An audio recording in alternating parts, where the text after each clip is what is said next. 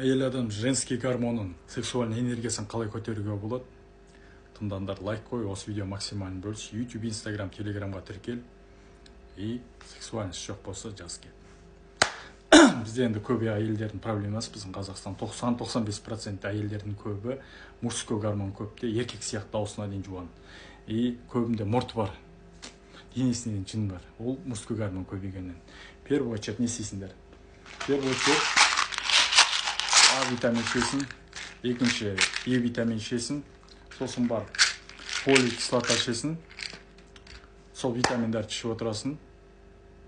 Оны қайдан аламыз дейді, аккаунт фотомнан астында менің жерім номер тұр, 8765-664-2557. Сол WhatsApp-ына жазасыңдар да, осындай керек деп. И еркектерге айтатын, әйелін женский болу үшін көтеннен соғып отыр көбірек. Сексуальный энергиясы көтенінде әйелдің. Приседание жасап отырыңдар әйелдер, көтендерін кәштелген сайын әйел адамның сексуальность көтерілді. Таңертең 10, кешке 10 айдап отырасын, и каждый жұма сайын бір деп көтеріп отырыңдар.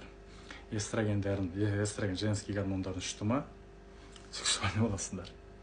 Сочный боласыңдар, востребован боласыңдар.